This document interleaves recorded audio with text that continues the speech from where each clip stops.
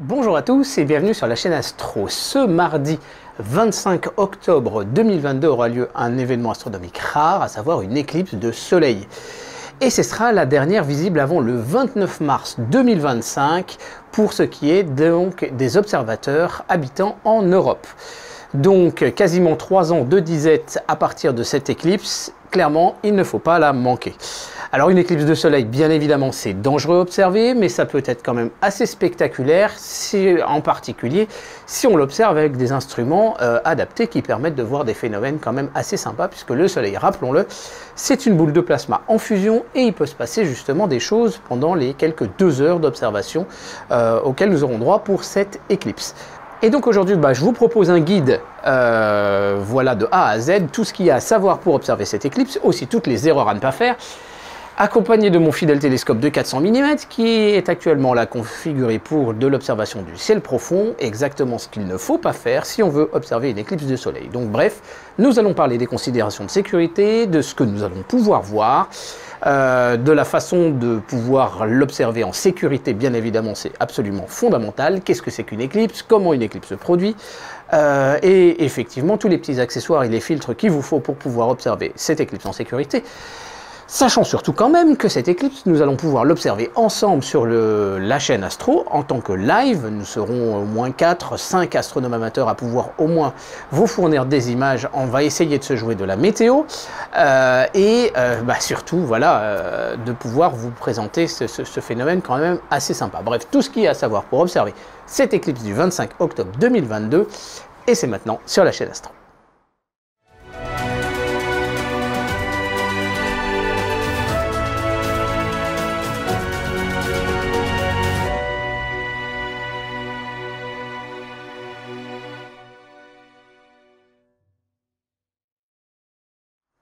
Alors commençons bien évidemment par un petit rappel sécurité, c'est absolument fondamental.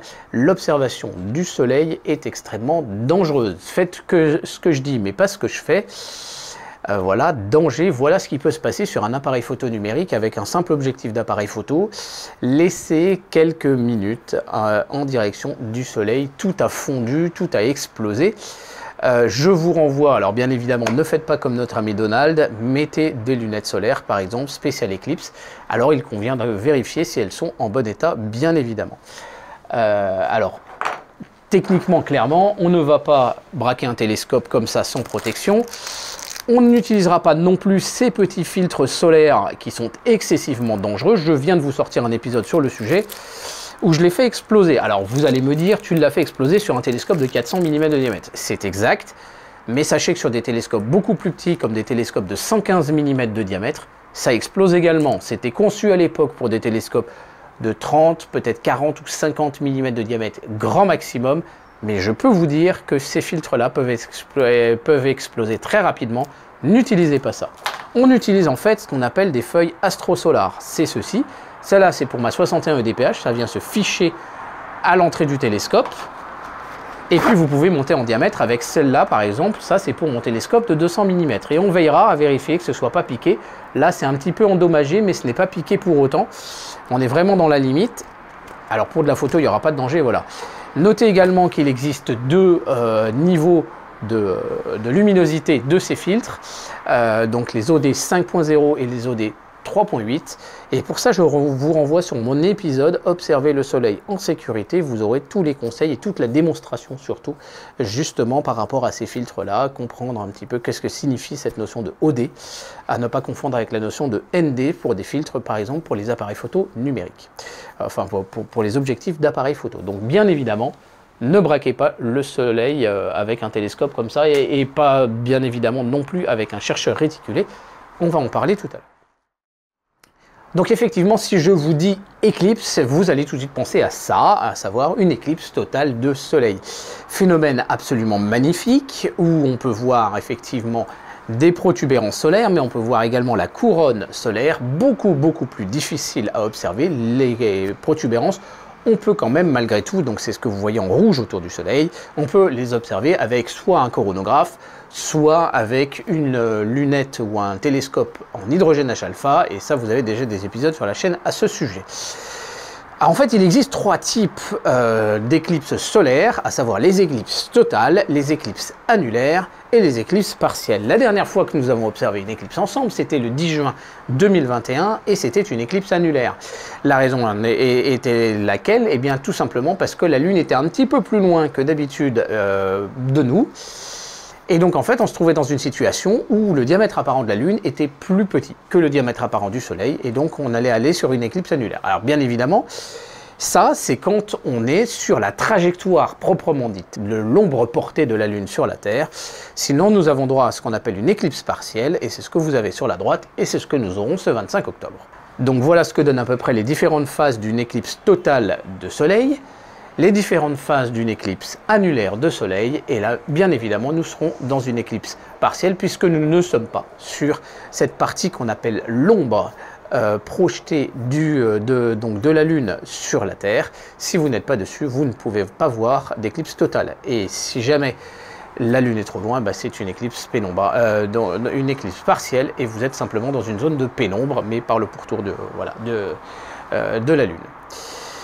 Alors, quand on observe le Soleil, on va pouvoir vous l'observer et vous le montrer de différentes façons. On pourra vous le montrer dans le calcium, donc on est plutôt dans une couleur vraiment proche de l'ultraviolet. Et on va pouvoir voir ça, ce qu'on appelle les plages faculaires, qui sont des zones plus chaudes de la chromosphère du Soleil. Vous pouvez le voir dans ce qu'on appelle le continuum, ou la lumière blanche, et là on verra notamment bien les taches solaires, qu'on verra aussi dans le calcium bien sûr. Et on peut l'observer dans l'hydrogène H-alpha, où on verra ce qu'on appelle des filaments, qui sont des protubérances vues par la tranche, mais aussi des protubérances à l'extérieur du disque solaire. Donc techniquement, une éclipse partielle de Soleil, ça peut donner ça. Ça, c'était une photo de l'éclipse du 10 juin 2021. J'ai juste rajouté la Lune à l'échelle pour vous montrer un petit peu le phénomène qui croquait. Mais bien évidemment, c'était tout noir à ce niveau-là. Et voilà ce que pourrait donner notre éclipse de notre 25 octobre 2022, donc avec cette fois en hydrogène H-alpha, les protubérances, les filaments, des régions actives ici, peut-être des flares, etc. Des choses vraiment très sympas à observer. Et la Lune, bon, bien évidemment, rajoutée artificiellement dessus, c'est une simulation.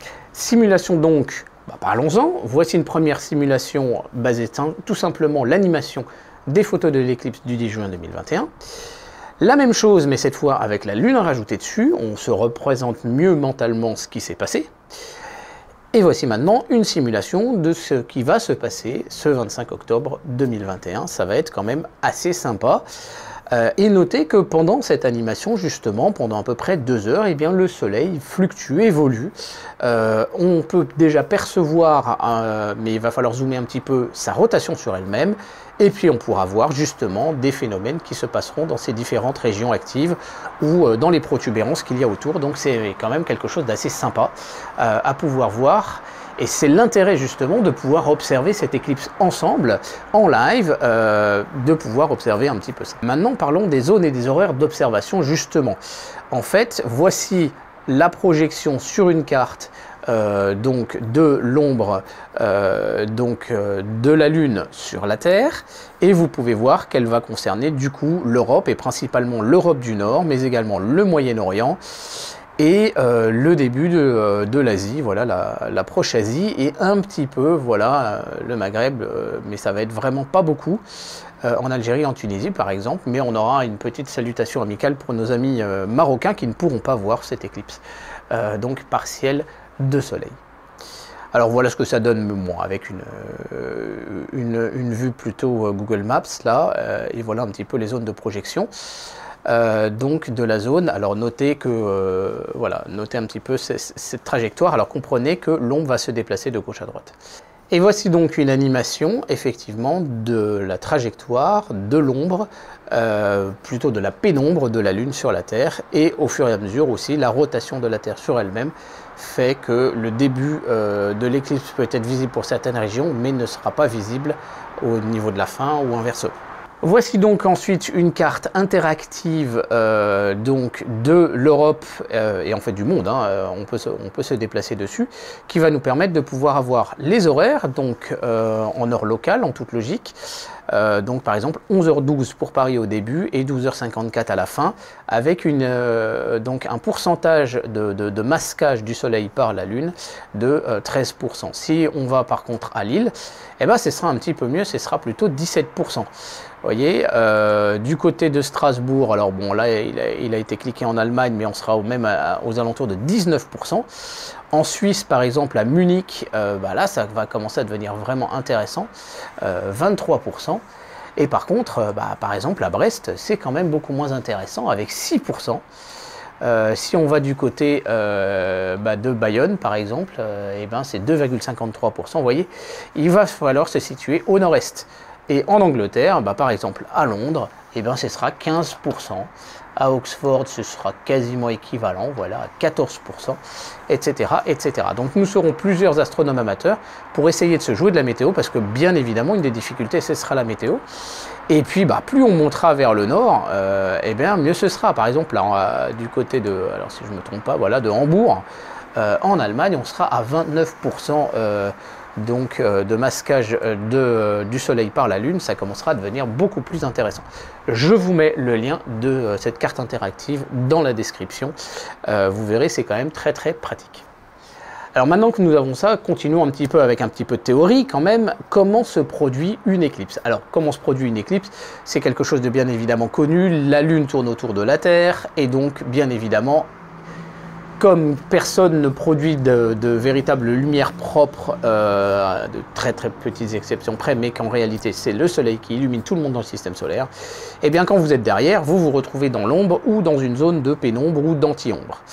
Le soleil est 400 fois plus gros que la lune, mais 400 fois plus loin, ce qui fait que le diamètre apparent de la lune et du soleil coïncide quasiment à l'identique. Et donc effectivement, quand nous avons une éclipse totale de soleil par exemple, nous avons l'ombre de la lune qui se projette sur la Terre. Mais dans le cas qui nous intéresse, c'est un petit peu différent. On a un petit décalage en hauteur entre la lune et la Terre, et en fait, cette ombre proprement dite se trouve au-dessus du pôle Nord. Et donc effectivement, il n'y a pas d'éclipse, il n'y a pas de zone sur la Terre où il y a une éclipse totale ou une éclipse annulaire. On a juste une zone donc d'éclipse partielle. C'est la situation que nous allons rencontrer ce 25 octobre. Alors effectivement, voilà ce que donne l'ombre de la Lune sur la Terre, observée par des satellites ou par la Station spatiale internationale. Le phénomène est quand même assez extraordinaire. Voici l'observation par justement un satellite d'observation de la Terre qui se situe sur le point de Lagrange-L1 et on voit vraiment le passage de l'ombre donc sur la Terre, c'est quand même assez sympa. Alors pourquoi est-ce qu'une éclipse est si rare? Eh bien tout simplement parce que bien évidemment vous le savez, la Lune tourne autour de la Terre en 27 jours vis-à-vis des étoiles et 29 jours vis-à-vis du Soleil. Là-dessus, je vous avais fait un épisode sur le sujet, donc on ne va pas se répéter. Par contre, le plan de la Lune est légèrement incliné de 6 degrés par rapport au plan d'évolution de la Terre autour du Soleil. Et donc, il faut se retrouver à ce qu'on appelle l'axe des nœuds, c'est-à-dire ces deux plans se croisent. Et là, si la Lune se trouve vraiment pile poil entre le Soleil et la Terre, eh bien, on aura la possibilité d'une éclipse de soleil et ça n'apparaît pas. Il y a des périodes possibles où on peut avoir des éclipses donc 2 fois par an, voilà, à 6 mois d'intervalle, mais on n'a pas forcément d'éclipse de soleil à ce moment-là. Il faut vraiment avoir un alignement très parfait et ça se joue sur une plage de quelques jours. Donc si pendant ces quelques jours, la Lune est de l'autre côté, on n'aura pas d'éclipse de soleil par exemple. Alors bien évidemment, maintenant que vous comprenez le phénomène et que vous vous dites que c'est quand même sympa de l'observer, comment l'observer sans danger? Bien évidemment. Alors la première ressource, ce sera d'observer sur Internet et sur la chaîne Astro. J'ai pris une journée de congé, nous sommes quelques-uns à l'avoir fait, en vue de vous proposer un live. Donc en tant que tel, aujourd'hui, là nous sommes au moins 5 astronomes amateurs. Et on va se partager les flux vidéo de façon à pouvoir se jouer un petit peu de la météo et aussi vous montrer l'effet un petit peu de parallaxe. C'est-à-dire que l'éclipse va d'abord apparaître par exemple en Angleterre et l'une d'entre nous sera sur Oxford pour ensuite justement s'approcher par la Manche et puis ensuite Paris et puis ensuite continuer etc. comme ça.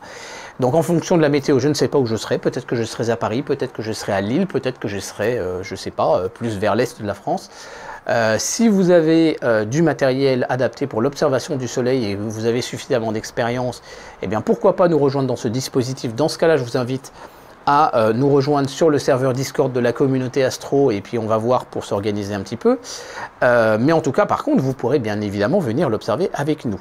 Si vous habitez plus ou moins dans l'est de la France, enfin j'ai envie de dire sur la LGV Est, sur une des gares de la LGV Est, et que en fait la météo devient favorable chez vous, mais qu'elle ne l'est pas ni à Paris ni à Lille, et que vous avez la possibilité de m'accueillir pour cette éclipse, dites-le moi, ça me rendrait grand service. Je profite de ça. Je serai en fait sur Paris le lundi soir, mais en capacité de bouger.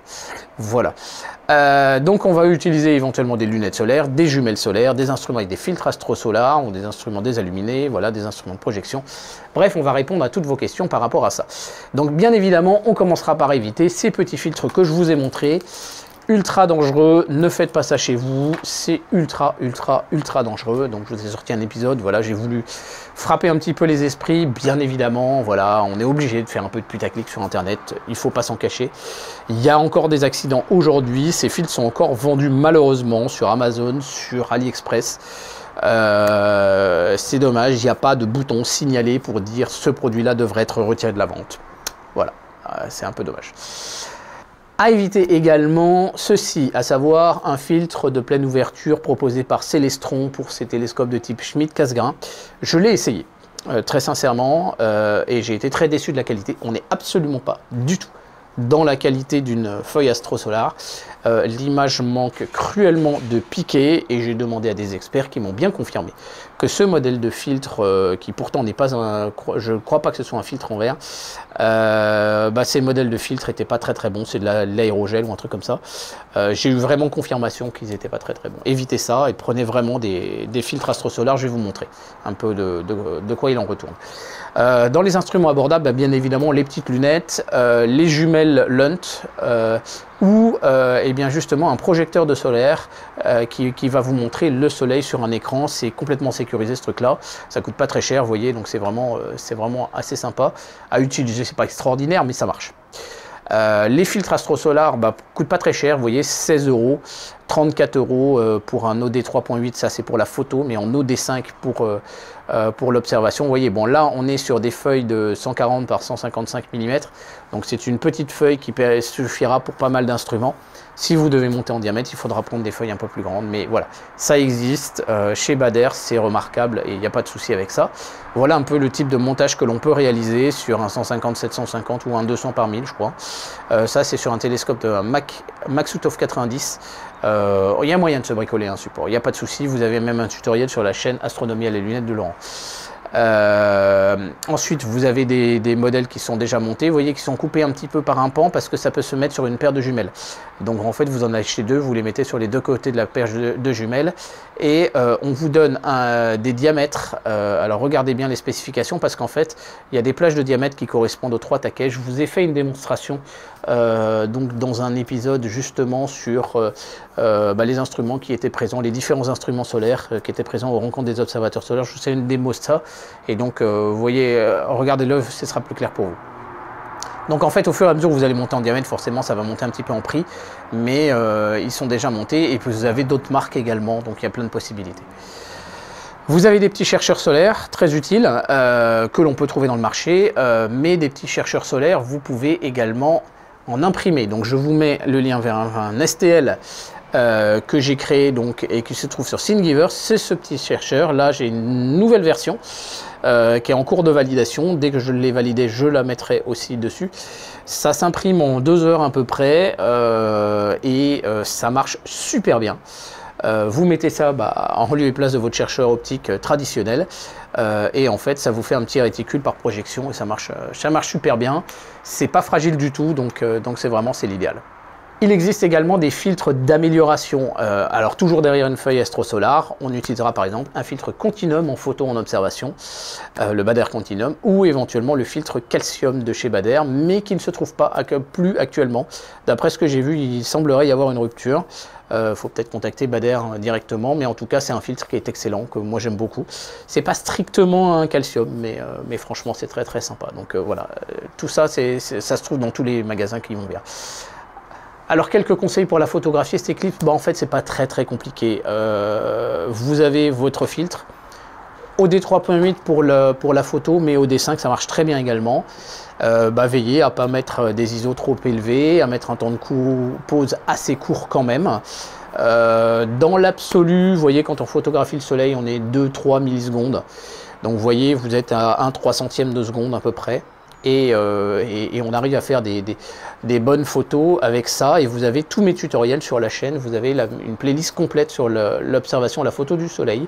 Donc vraiment, allez-y. Je vous montre comment faire tous les traitements, comment faire des prises de vue avec des résultats vraiment très très intéressants.